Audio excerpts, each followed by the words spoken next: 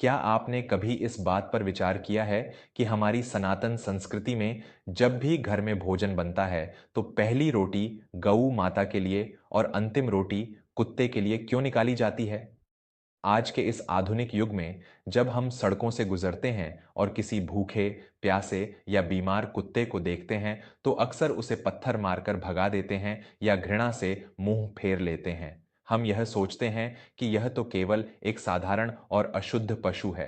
परंतु क्या आप जानते हैं कि जिस मूक प्राणी को आप दुत्कार रहे हैं उसके भीतर आपके जीवन के सबसे बड़े दुखों को सोख लेने की अलौकिक शक्ति छिपी है?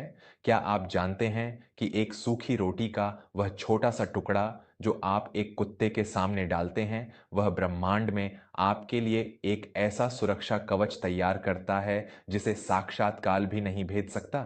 वर्मा स्टोरीज के सभी आत्मीय श्रोताओं को आपके अपने कथाकार विवेक वर्मा का सप्रेम नमस्कार। आज का यह अध्याय कोई साधारण कथा नहीं है। यह वह परम ज्ञान है जो द्वापर युग में स्वयं भगवान श्री कृष्ण ने अर्जुन को दिया था।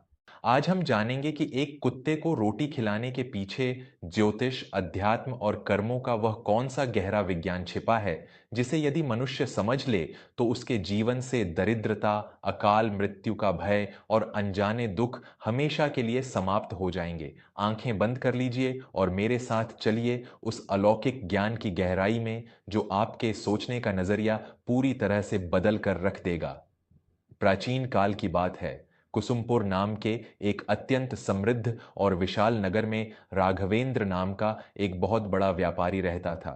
राघवेंद्र के पास इतना धन था कि यदि वह चाहता तो पूरे नगर को मोल ले सकता था। उसकी हवेली किसी राजमहल से कम नहीं थी, परंतु उस हवेली की विशाल दीवारों के भीतर सुख और शांति का नामो निशान नहीं था। राघवेंद्र का जीवन दुखों का एक ऐसा भंवर बन चुका था जिससे वह बाहर नहीं निकल पा रहा था। उसका व्यापार अचानक घाटे में जाने लगा था। आए दिन हवेली में कोई न कोई भयंकर रूप से बीमार पड़ जाता था। राघवेंद्र और उसकी पत्नी के बीच हर दिन बिना किसी कारण के भयंकर कलह होता था। और सबसे बड़ी पीड़ा यह थी कि उनका इकलौता और अत्यंत मेधावी पुत्र सिद्धार्थ एक रहस्यमयी बीमारी का शिकार हो गया था। सिद्धार्थ बिस्तर से उठ नहीं पाता था, उसका शरीर सूखता जा रहा था और नगर के बड़े बड़े वैद्यों ने भी हाथ खड़े कर दिए थे। राघवेंद्र ने पानी की तरह पैसा बहाया, लेकिन उसके घर का अंधकार छंटने का नाम नहीं ले रहा था। उसी कुसुमपुर नगर के अंतिम छोर पर एक छोटी सी कच्ची झोपड़ी में धर्मदास नाम का एक अत्यंत निर्धन कुम्हार रहता था। धर्मदास के पास मिट्टी के कुछ बर्तनों और फटे हुए कपड़ों के सिवा कुछ नहीं था। वह दिन भर चाक चलाता और जो थोड़े बहुत पैसे मिलते उससे अपने परिवार का पेट पालता था।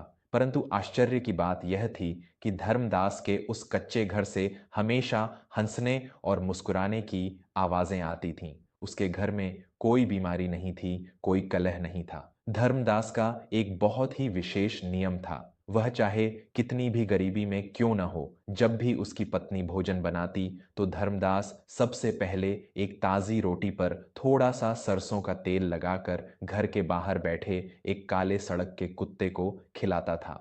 जब तक वह कुत्ता रोटी नहीं खा लेता, धर्मदास अपने मुंह में अन्न का एक दाना नहीं डालता था।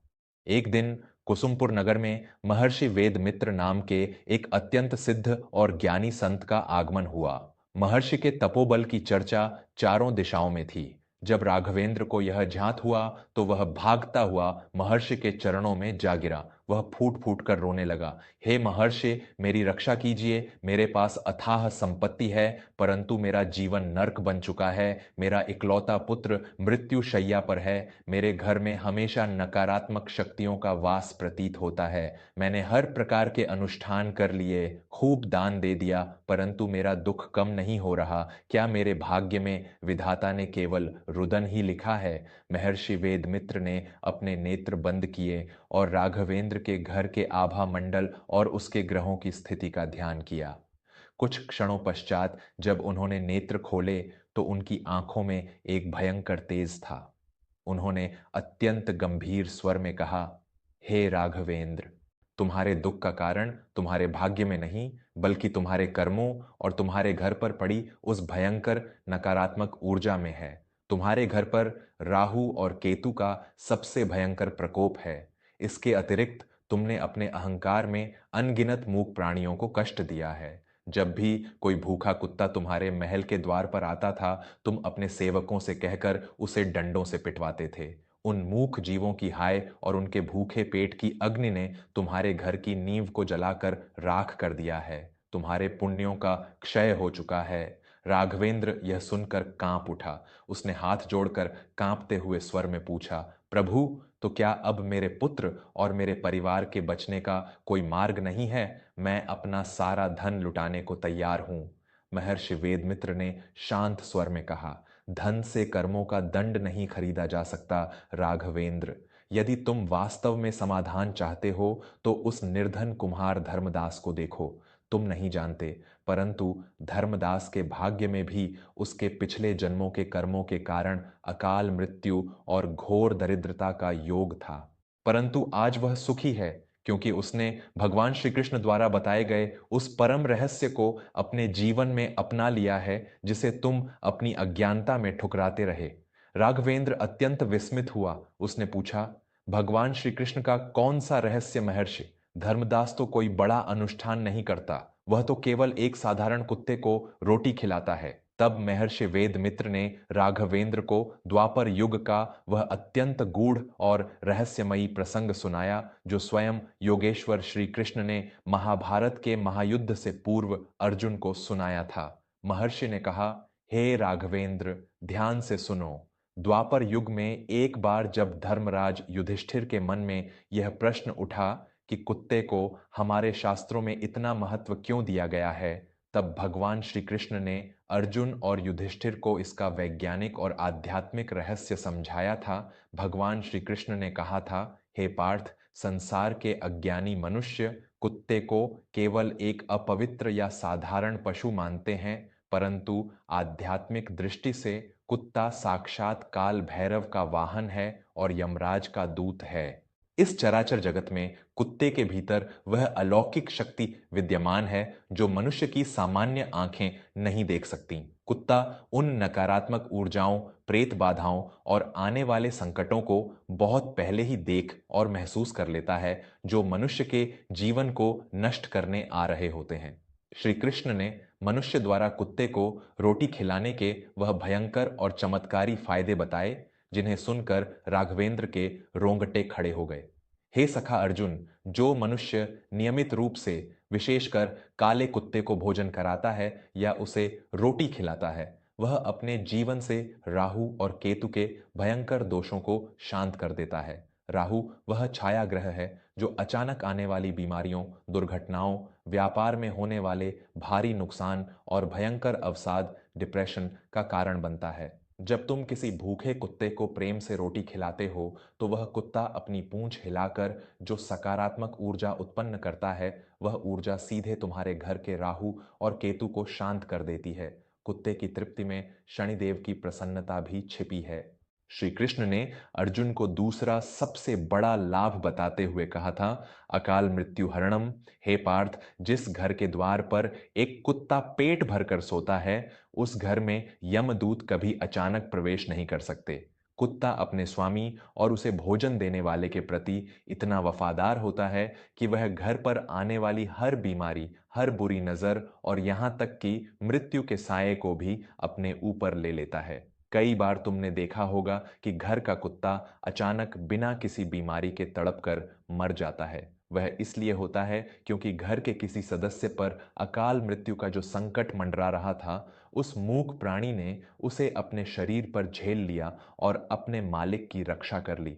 महर्षि वेद मित्र ने राघवेंद्र की ओर देखते हुए कहा, श्री कृष्ण का यह सत्य आज भी उतना ही प्रामाणिक है। कुत्ता एक ऐसा यंत्र है जो तुम्हारे घर की सारी नकारात्मक तरंगों को सोख लेता है। जब तुम अपने हाथों से रोटी बनाकर उसमें थोड़ा सा तेल या घी लगाकर कुत्ते को खिलाते हो, तो तुम वास्तव में शनि और राहु को अपना भोजन अर्पित कर रहे होते हो। धर्मदास यही करता है। उसने अपने हिस्से की अकाल मृत्यु और दुख को उस कुत्ते की तृप्ति और उसके आशीर्वाद से नष्ट कर दिया है। और तुमने तुमने उन कुत्तों को डंडे मारकर काल भैरव का और शनि का सीधा प्रकोप अपने घर में आमंत्रित किया है। राघवेंद्र को अब अपनी भूल का भयंकर एहसास हो रहा था। उसके आंखों से पश्चाताप के आंसू बह रहे थे। उसने रोते हुए महर्षि के चरण पकड़ लिए और कहा, हे गुरुदेव, मुझे क्षमा करें। मैं अपने अहंकार में अंधा हो गया था। कृपया मुझे प्रायश्चित का मार्ग दिखाएं। मैं अपने पुत्र सिद्धार्थ के प्राणों की भीख मांगता हूं। महर्षि वेदमित्र ने उसे उठाते हुए कहा, जाओ राघवेंद्र, आज से अपने सेवकों से नहीं बल्कि स्वयं अपने और अपनी पत्नी के हाथों से घर में पहली रोटी बनाओ। उस पर थोड़ा सा सरसों का तेल लगाओ और पूरे नगर के सड़क पर घूमने वाले कुत्तों को ढूंढ ढूंढ कर प्रेम से खिलाओ। किसी भी कुत्ते को अपने द्वार से भूखा या मार खाकर मत लौटने दो। यदि तुम ऐसा पूरे मन से और निरंतर करोगे तो काल भैरव की कृपा से तुम्हारे घर के सारे दोष कट जाएंगे। राघवेंद्र ने महर्षि की आज्ञा को अपने जीवन का मूल मंत्र बना लिया। अगले ही दिन से कुसुमपुर नगर के लोगों ने एक अत्यंत आश्चर्यजनक दृश्य देखा। नगर का सबसे बड़ा और अहंकारी व्यापारी राघवेंद्र एक साधारण वस्त्र पहनकर अपने हाथों में रोटियों से भरा टोकरा लिए सड़कों पर घूम रहा था। वह हर उस कुत्ते को बुलाकर अपने हाथों से रोटी खिलाता जिसे उसने कभी पत्थर मारकर भगाया था। कुत्तों ने पहले तो डर कर भागने का प्रयास किया, परंतु जब उन्होंने राघवेंद्र की आंखों में सच्चा प्रेम और करुणा देखी तो वे उसके पास आकर पूंछ हिलाने लगे। यह कोई चमत्कार नहीं बल्कि कर्मों का विज्ञान था। जैसे जैसे राघवेंद्र उन मूक जीवों को तृप्त करता गया, वैसे वैसे उसके घर का वातावरण बदलने लगा। हवेली में छाई हुई वह भारी और घुटन भरी नकारात्मक ऊर्जा धीरे धीरे नष्ट होने लगी। व्यापार में जो अड़चनें आ रही थीं, वे स्वतः ही दूर होने लगीं। राघवेंद्र और उसकी पत्नी के बीच का कलह शांत हो गया। और सबसे बड़ा चमत्कार तब हुआ जब कुछ ही हफ्तों के बाद राघवेंद्र का पुत्र सिद्धार्थ, जो मृत्युशैया पर पड़ा था, उसके शरीर में चेतना लौटने लगी। नगर के वही वैद्य जो पहले निराश हो चुके थे, अब यह देखकर चकित थे कि सिद्धार्थ की बीमारी बिना किसी विशेष औषधि के कैसे ठीक हो रही है। सिद्धार्थ कुछ ही महीनों में पूरी तरह से स्वस्थ होकर अपने पैरों पर खड़ा हो गया। राघवेंद्र समझ चुका था कि यह सब उन मूक जीवों की दुआओं और काल भैरव की कृपा का ही फल था। उसने जीवन भर उस नियम को नहीं छोड़ा और अपना शेष जीवन धर्म और परोपकार में व्यतीत किया।